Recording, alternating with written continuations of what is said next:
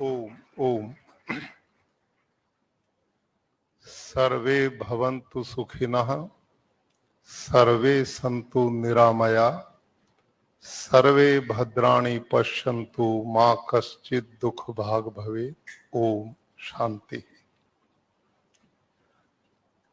Organiser weekly और Gujarat university के सौजन्य से समग्र, सस्ती और सुलभ स्वास्थ्य सेवाओं के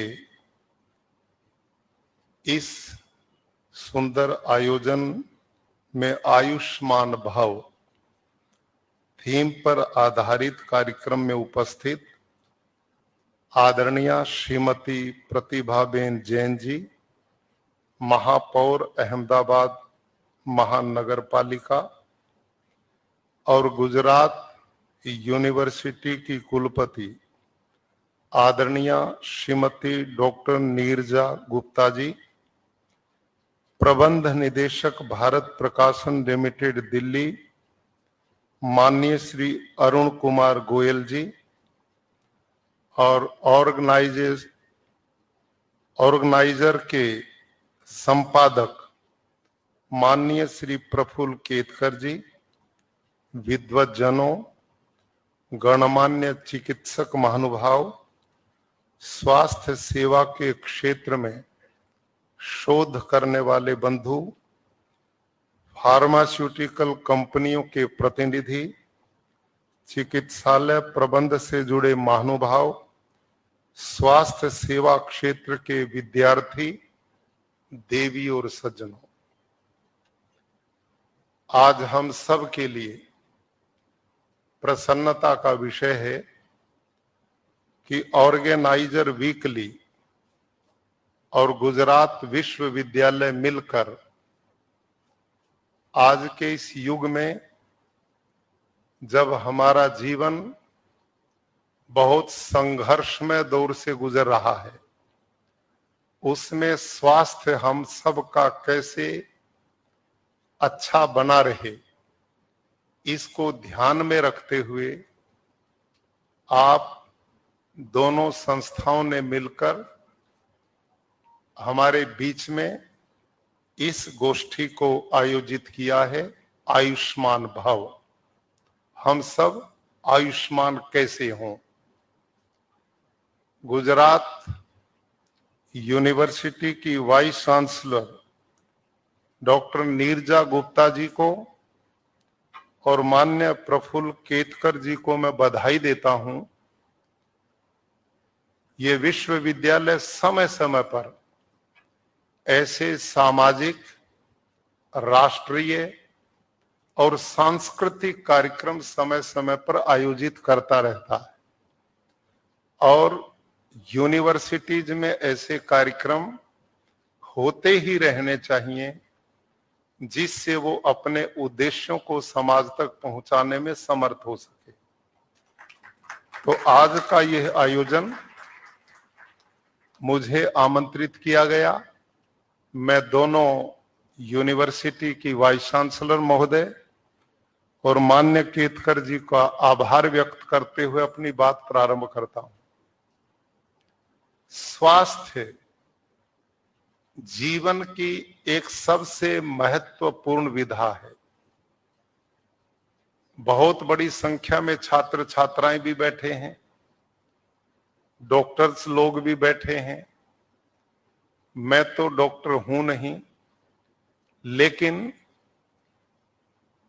मैं लंबे समय से जहां सामाजिक कार्यों में व्यस्त रहा, उसके साथ स्वास्थ्य से जुड़े हुए कुछ आयुर्वेद के भाग पढ़ता रहा। नेचुरोपैथी के बारे में काफी मैंने अध्ययन किया, क्योंकि आयुर्वेद में लिखा है धर्म अर्थ काम मोक्षाणाम आरोग्य मूलम उत्तमम। मनुष्य जीवन का परम उद्देश्य क्या है?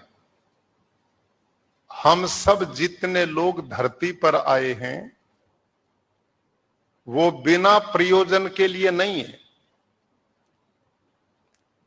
सांख्य शास्त्र में एक सूत्र आता है संघात प्रारब्धत्वात्, जिसका अर्थ होता है इस ब्रह्मांड में जड़ अथवा चेतन एक भी वस्तु ऐसी नहीं जो निरर्थक हो, बेकार हो। यहां इस ब्रह्मांड में हर वस्तु किसी अन्य उद्देश्य के लिए है, कुछ भी यहां निरर्थक नहीं है। उदाहरण के लिए ये जो माइक मेरे सामने है, ये उस माइक के लिए नहीं है, मेरे बोलने के लिए। आप जिन कुर्सियों पर बैठे हैं, कुर्सी कुर्सियों के लिए नहीं, आपके बैठने के लिए। ये हॉल के लिए नहीं, हमारे छाया के लिए है। ये बिजली जो जल रही है, बिजली दूसरी लाइट के लिए नहीं, हमारे प्रकाश के लिए है। भोजन के लिए नहीं, हमारे खाने के लिए है। वस्त्र के लिए नहीं, हमारे पहनने के लिए है। बेड के लिए नहीं, हमारे सोने के लिए है। आप आराम से चिंतन करो एकांत में बैठकर, दुनिया में एक भी वस्तु आपको बिना प्रयोजन उद्देश्य के लिए नहीं मिलेगी। जब जीवन की हर वस्तु किसी उद्देश्य के लिए है, तो आप और मेरे को जो ये 5-6 फीट का शरीर मिला है, इसका भी तो कोई उद्देश्य होगा। या eat drink and B Mary, खाओ पियो और मजे करो, इसके लिए नहीं है। अपितु भारतीय ऋषियों ने पहाड़ों की कंदराओं में बैठ करके, जंगलों के झोपड़ों में बैठ करके, बहुत बड़ी तपस्या के बाद जो खोज की थी, वो थी मानव जीवन का उद्देश्य है धर्म अर्थ काम करते हुए मोक्ष की प्राप्ति करना। यह है जीवन का उद्देश्य। और ये कब प्राप्त होगा? जब व्यक्ति स्वस्थ होगा, निरोगी होगा। आप भगवान की पूजा करने लगे बैठकर, कभी घुटने में दर्द, कभी पेट में दर्द, कभी सिर में दर्द, बताओ भक्ति कैसे होगी? हम पढ़ाई करने लगे, स्वस्थ नहीं पढ़ सकते। आप खेत में काम करें तो भी नहीं कर सकते। कोई भी काम स्वास्थ्य के उत्तम हुए बिना हो ही नहीं सकता। इसलिए हमारे यहां लोक भाषा में कहा, पहला सुख निरोगी काया। पहला सुख निरोगी काया, बाकी सुख तो बाद के हैं।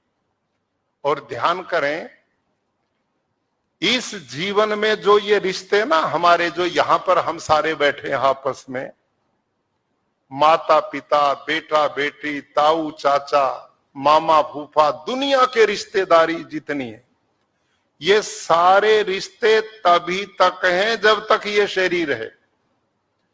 जहां शरीर की विदाई होती है तो रिश्ते भी उसके साथ विदा हो जाते हैं।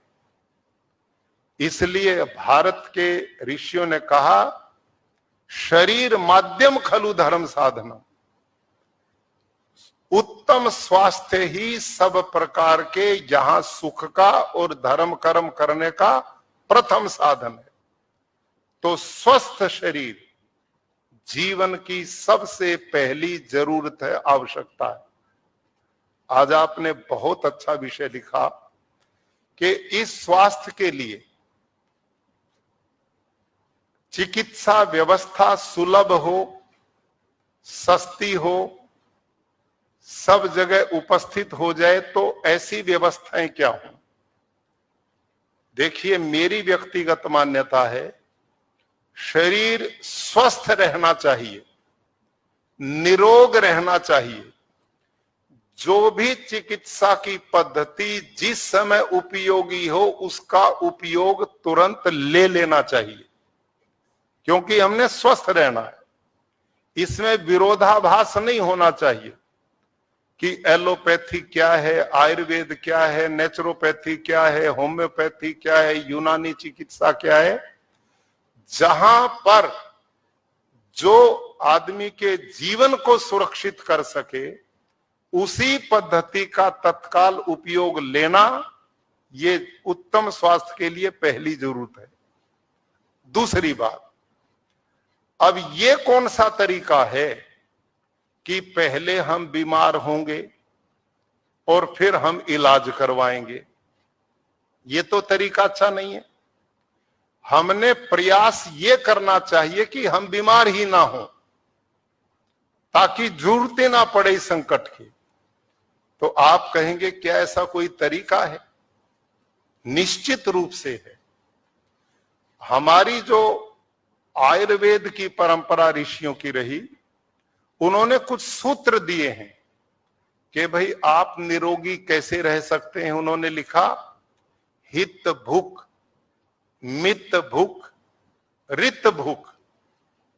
कितनी बढ़िया जानकारी दी। ये कोई तरीका नहीं, पहले बीमार होंगे, क्योंकि शरीरम व्याधि मंदिरम, ये भी लिखा है, शरीर रोगों का घर है, लेकिन इससे बचाव हो सकता है, ये उन्होंने कहा। उसका तरीका क्या है कि भाई वो खाओ जो आपके हितकारी है, जो आपके शरीर के अनुकूल है, वो खाओ।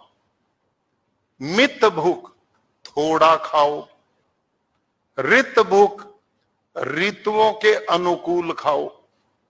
अब ये जो डीप जानकारी है, गहरी, ये आयुर्वेद में है। हमारी जो एलोपैथी, इसका कतई विरोध नहीं है, क्योंकि आज एलोपैथी पर इतना रिसर्च हो रहा है, हुआ है, इतना किसी पद्धति पे नहीं हुआ। लेकिन हाँ, उदाहरण के लिए कोई अचानक एक्सीडेंटल मामला है, एकदम गंभीर चुनौती है, तो उसमें एलोपैथी तत्काल प्रभाव से जीवन रक्षा करती है। लेकिन हमारे ऋषियों ने आयुर्वेद में जो सिद्धांत दिए, वो भी बहुत मूल्यवान है। वो इतने मूल्यवान हैं कि आदमी रोगी ही ना रहे, उसके लिए उन्होंने एक दिनचर्या निश्चित की है। सवेरे वक्त उठना, योग प्राणायाम करना, खान पान पर ध्यान रखना, ऋतु के अनुकूल लेना। अब ये चीज बाकी जगह नहीं है, क्योंकि एलोपैथी का जो जन्म है वो यूरोप में हुआ है। यूरोप की संस्कृति भोगवादी संस्कृति है, खाने पीने और मजे लेने की है। इसलिए आयुर्वेद के वैद्य के पास जाओगे ना, सुनो ध्यान से, युवा छात्र छात्राएं सुने, वैद्य जी के पास जाओगे तो वैद्य जी औषधि देते हुए पहली बात कहेगा, ये खाना और ये नहीं खाना। ठीक है कि नहीं? और एलोपैथी डॉक्टर के पास जाओगे, पूछो दवाई दे दी, क्या खाऊं क्या ना खाऊं, उन्होंने कहा सब कुछ खाओ। वो कहेंगे सब कुछ खाओ। भले आदमी सब कुछ खाया तभी तो बीमार हुए हैं। जो खाने की चीज थी वही खाते तो बीमार ही ना होते। इसलिए आयुर्वेद में एक बात कही, जो परहेज करता है उसे दवाई की जरूरत नहीं, और जो परहेज नहीं करता उसे भी दवाई की जरूरत नहीं है। नहीं समझ में आई ना बात? आई समझ में? आयुर्वेद में बड़ी गहरी बात लिखी, जो परहेज से जीता है उसे दवाई की जरूरत नहीं, स्वस्थ रहेगा। और जो परहेज करता ही नहीं, उसे दवाई दे दोगे तो भी ठीक नहीं होगा। दवाई का क्या लाभ है बेकार करने का? इसलिए हमारे यहां संयम को, दिनचर्या को, क्या खाएं क्या ना खाएं, इसका बहुत बड़ा महत्व है। और इसका महत्व कैसे है, प्रमाण के साथ मैं बात कर रहा हूं। प्यारे छात्र छात्राओं और आदरणीय बंधुगण, इस धरती पे असंख्य प्राणी हैं, इस धरती पे असंख्य प्राणी हैं, लेकिन आप सबसे मैं पूछना चाहता हूं, इस समझदार आदमी को छोड़ के कोई बीमार है? क्यों साहब? इस धरती पे असंख्य प्राणी हैं। आप डिस्कवरी चैनल देखेंगे, समुद्र में कितने तरह के समुद्री जीव हैं, आकाश में कितने हैं, इस धरती पे कितने हैं, उनकी गिनती नहीं है। लेकिन आप सबसे पूछना चाहता हूं, समुद्र में आपने कोई पीजीआई की व्यवस्था देखी हो? वहां कोई डॉक्टर्स की टीम बैठी देखी हो? वहां किसी मछली को चश्मा लगाए मिली हो? कोई गाय भैंस कोलगेट का सुरक्षा चक्र अपना करके दांत ठीक रखती हो? क्यों साहब, है कहीं? कहीं कोई प्राणी धरती पे, आप बताइए, कहीं पर भी विचार करो इसकी ओर। लेकिन हम जब देखते हैं, बाजार में जाते हैं, हर 10वीं दुकान तो डॉक्टर साहब की आई जाती है, हर 15वीं दुकान मेडिकल स्टोर आई जाता है। भाई बाकी प्राणियों को जरूरत नहीं, हमें क्यों जरूरत पड़ रही? इस पे भी तो सोचना चाहिए। उसका कारण ये है कि हम समझदारों को छोड़कर बाकी प्राणी वही खाते हैं जो उनका भोजन निश्चित है, वो नहीं खाते जो नहीं है। जो क्षुद्र प्राणी जिनको मानते हैं, जिनको हम सम्मान से भी नहीं देखते, ऐसे प्राणियों के सामने विस्की रख के देखो, कतई उसकी ओर मुंह भी नहीं करेंगे। लेकिन इस समझदार की ओर ले जाओ तो इसको कोई चिंता नहीं है। इसको खाने का तरीके रोज नई नई पद्धति अपनाई जाती है, किस चीज को कैसे तोड़ मरोड़ के किया जाए। और मैंने अनुभव ये भी किया कि भाई इस समझदार आदमी को छोड़कर किसी प्राणी के घर में किचन की व्यवस्था है? क्यों भाई युवा विद्यार्थियों, इस समझदार मनुष्य को छोड़कर किसी प्राणी के घर किचन की व्यवस्था है? वो परमात्मा की जो सूर्य की किचन है उसी का बना हुआ खाते हैं। हम हर चीज को तोड़ मरोड़ करके अपनी व्यवस्था से खाते हैं, हर चीज को तोड़ते हैं। आप कोई फ्रूट फल भी खाते हैं तो उसको काटते हैं, फिर उस पर नमक मसाले छिड़कते हैं, क्योंकि भगवान पागल था जो डालना भूल गया। हम बड़े समझदार हैं, वो भूल गया। हम बहुत समझदार हैं, सारी चीज को, हर चीज को, उसके स्वरूप को तल भून देते हैं। और मरा हुआ आहार हम सब खाते हैं, सब मरा हुआ, हम मेरे सहित मरा हुआ आहार खाते हैं। आप कहेंगे ये कैसे? उदाहरण के लिए आप किसी भी अनाज के दाने को ले, किसी भी अन्न के दाने को ले और उस दाने को धरती में बो दें तो एक दाना पैदा होगा और अनेक दानों को जन्म दे देगा, हाँ या ना? बोलो भाई कमजोर विद्यार्थियों, मेरी क्लास में बोलना, मैं सारी जिंदगी बच्चे पढ़ाता रहा हूं। आप किसी भी अन्न के दाने को धरती में बो दो, वो पैदा होके अनेक दानों को जन्म देगा कि नहीं? क्यों देगा? क्योंकि वो जीवित है, उसने औरों को जीवन दिया है। अब आप किसी भी दाने को लें और अपने किचन में ले जाएं और उसको तवे पर भून दें और भूनने के बाद फिर धरती पे बो दें तो कितने दानों को जन्म देगा?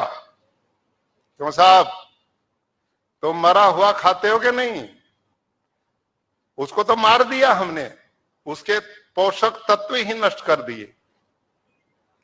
तो ये, और अगसे आगे आप और युवा पीढ़ी junk food, fast food, pizza, burger, chow mein, tikki, समोसे, चॉकलेट, और बोलो ना तुम ही खाते हो, मैं तो खाता नहीं, नाम तो तुम्हें याद होंगे। क्यों साहब? अब ये बताइए, ये खाने की चीज है? आप तो सारे स्वास्थ्य जगत से जुड़े हुए लोग हैं, आप तो सबके स्वास्थ्य की चिंता करने वाले लोग हैं। इन चीज में जो मैंने गिनाई है, इनमें कोई विटामिन है? और आप ये पढ़ते विटामिन ही रोग से लड़ने की शक्ति देता है। आप तो ये बताते हैं विटामिन ही रोगों से बचाते हैं, और जो खाते हैं उनको रोकता कोई नहीं। दवाई देते हैं, क्या खाएं क्या ना खाएं, कुछ भी खाओ। ऑपरेशन हो रहा, ब्रेड उसको खिलाए जा रहे हैं, प्लास्टिक उसके पेट में डल रहा है। कैसे स्वस्थ होंगे लोग? ये बहुत बड़ी सोचने की बात है। आज आप जो बाजार में चीज मिल रही है, उनमें इतने केमिकल डाले जाते हैं प्रिजर्व करने के लिए। मैं कई बार सोचता हूं, अरे इस देश को आप पिछड़ा मानते हैं। इस देश की अनपढ़ गांव की महिलाएं भी समझदार थी, जो अपने बच्चों को सवेरे अलग भोजन बना के देती हैं, दोपहर का फिर देती हैं ताजा, और शाम का फिर ताजा बना करके देती। सोचिए आप, यहां बासा भोजन खाने की परंपरा ही नहीं थी, तीनों समय ताजा भोजन मिलता था। अब आप इतने अल्ट्रा मॉडर्न हम बन गए कि हमारी मां जो तीनों समय भोजन ताजा बनाती है, वो तो बैकवर्ड हो गई, और वो मॉडर्न बन गए जो 20-20 दिन महीने महीने का बनाकर केमिकल से प्रिजर्व करके और स्टोरों में रख करके आपको खिलाते हैं, और हम उसे खाते हैं। बताओ, ये आहार लेकर स्वास्थ्य कैसे रहेगा? आपके पास मर्सिडीज बढ़िया गाड़ी है पेट्रोल की, और उसमें डालो आप मिट्टी का तेल, कितने दिन चलेगी वो? तो ये प्रोग्राम चल रहा है कि नहीं? हमारा जो शरीर है उसको स्वस्थ बढ़िया आहार चाहिए, स्वस्थ भोजन चाहिए, जीवित आहार चाहिए। उससे हमारी युवा पीढ़ी बहुत दूर जा रही। हमने इस दिशा में भी काम करना चाहिए कि भाई आप वो भोजन ले। आज गुजरात जैसा प्रगतिशील प्रदेश आज भारत में तेजी से विकसित होता प्रदेश है, और यहां जब रिपोर्ट्स आती हैं तो बच्चे बेटे बेटियां कुपोषण के शिकार मिलते हैं। क्यों जी, रिपोर्ट है कि नहीं आपके पास? कुपोषण, यहां कुपोषण कैसे? क्योंकि हम जो खा रहे हैं उसको तल भून करके सब कुछ पोषक तत्व नष्ट करके जीव के स्वाद के लिए खा रहे हैं। इस दिशा में भी चिंतन हमारा होना चाहिए। और स्वास्थ्य सेवा सरल सुलभ, महात्मा गांधी जी जब विदेश में पढ़ने के लिए गए थे तो उनको एक बार पेट में पीड़ा हुई, अपेंडिक्स का उनको भयंकर दर्द हुआ, और वहां के डॉक्टर्स ने ऑपरेशन का उनके लिए फाइनल कर दिया। इस बीच में उनका संपर्क वहां के एक प्राकृतिक चिकित्सक से हो गया। वो मिट्टी पानी हवा से इलाज करते थे, वो उनके यहां चले गए और उनको पेड़ू पर मिट्टी की पट्टी दी। अंदर जमे हुए मल उनके निकल गए, कॉन्स्टिपेशन निकल गया, आंत में जो अंदर स्वेलिंग थी वो सारी ठीक हो गई, वो बिना ऑपरेशन के ठीक हो गए। और इस एक घटना ने महात्मा गांधी को प्रेरित किया कि जिस देश में तू रहता है वहां तो अंग्रेज ने, गुलामी ने लोगों में इतनी गरीबी ला दी है कि हमारे लोग महंगा इलाज नहीं कर सकते। तो उन्होंने वहीं से प्रेरणा की, रिटर्न टू नेचर, एक बुक उन्होंने प्राकृतिक चिकित्सा की वहां पढ़ी, और उन्होंने प्राकृतिक चिकित्सा को भारत में बहुत बड़ी मात्रा में आकर के स्थापित किया। और उसमें कुछ भी नहीं है, केवल प्रकृति से जुड़ करके रहना है। जो व्यक्ति जितना प्रकृति से जुड़ेगा वो व्यक्ति उतना ही स्वस्थ रहेगा। जो प्रकृति से दूर जाकर अप्राकृतिक जीवन जिएगा वो उतना ही अस्वस्थ रहेगा। मनुष्य को छोड़कर जितने प्राणी हैं वो सारे प्रकृति की व्यवस्था में विश्वास करते हैं। वो सब ईश्वरीय व्यवस्था ने जो नियम बनाए वो वही खाते हैं जो उनका भोजन है। गाय भैंस का जो चारा भगवान ने निर्धारित किया, उनके सामने आप हजारों तरह की चीज व्यंजन रख दें, गाय भैंस गधा घोड़ा बैल ऊंट बकरी, वो वही खाएंगे जो उनका भोजन है। वो मर सकते हैं लेकिन उससे अलग भोजन नहीं खाएंगे। एक आजकल मिड फास्ट का बड़ा प्रचलन चला है, वो उनकी देन नहीं, वो भारतीय ऋषियों की हजारों साल पुरानी देन है। हमारे यहां तो आयुर्वेद में लिखा लंघनम परम औषधम, जब बीमार हो सबसे बड़ी औषधि है भोजन को छोड़ दो और उसको पचने दो, विकार निकलने दो, स्वतः शरीर अपनी मरम्मत करेगा। और दुनिया के सारे पशु पक्षी जीव जंतु इस काम को करते हैं और स्वस्थ रहते हैं। तो हमने भी ऐसे कार्यक्रमों में बैठकर इन सब बिंदुओं पर भी चिंतन करना चाहिए। हम एक ही चिंतन करते हैं, किस रोग की क्या दवा, बहुत अच्छी बात है, जरूरी भी है, आप जो करते हैं वो जरूरी है, लेकिन इस पे भी तो चिंतन होना चाहिए कि बीमार क्यों हुए। ऐसी प्रयास करो ना बीमारी ना हो। अब आप सबसे मैं पूछता हूं, आप सबसे निवेदन करता हूं, आज से 50 साल पहले कोई कैंसर नाम की बीमारी को जानता था इस देश में? कोई हार्ट अटैक को जानता था? कोई डायबिटीज को जानता था? कोई पेनक्रियाज फेल हो गई जानता था? कोई किडनी फेल हो गई जानता था? ये सारे रोग इन पिछले 50 साल में हुए, पहले इनको कोई नहीं जानता था। हम इस काम पे तो जुटे पड़े हैं कि रोग होंगे उनका इलाज ढूंढो, अच्छी बात है, होना चाहिए, विरोध नहीं है, मरने थोड़ा ही देना लोगों को। लेकिन जब ये 50 साल पहले नहीं थे तो अब क्यों हैं? ये 50 साल पहले इसलिए नहीं थे कि हम लोग अल्ट्रा मॉडर्न नहीं बने थे।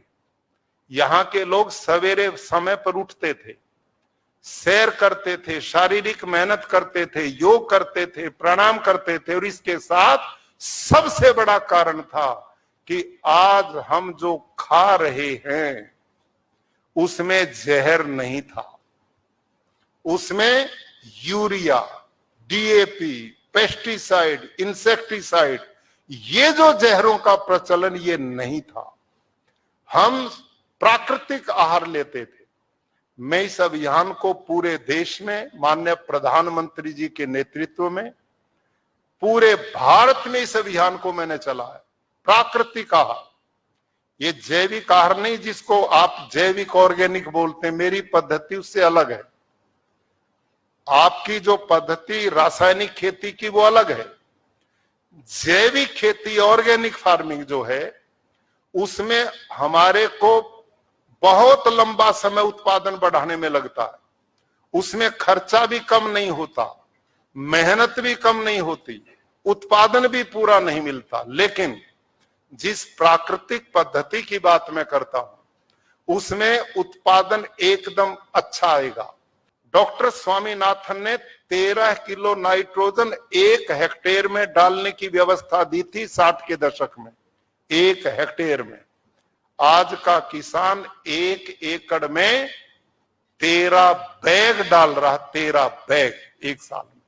सोचिए आप, कहां 2.5 एकड़ में 13 किलो नाइट्रोजन देना था और कहां 1 एकड़ में 13 थैले डाले जा रहे, और उसके ऊपर पेस्टिसाइड इंसेक्टिसाइड अलग है। इतना जहर जब धरती में जाएगा और वो सब साग सब्जी फल के द्वारा हमारे शरीर में जाएगा तो उससे ऑर्गेन कैसे ठीक रहेंगे? हमारा आहार शुद्ध हो, खान पान ठीक हो, इसके साथ हम लोगों को प्रेरित करें और उसके बाद भी अस्वस्थ हो तो दवाई की सब तरह की व्यवस्था सुलभ और समग्र रूप से मिले। इन्हीं शुभकामनाओं के साथ आपका धन्यवाद। ओम शांति।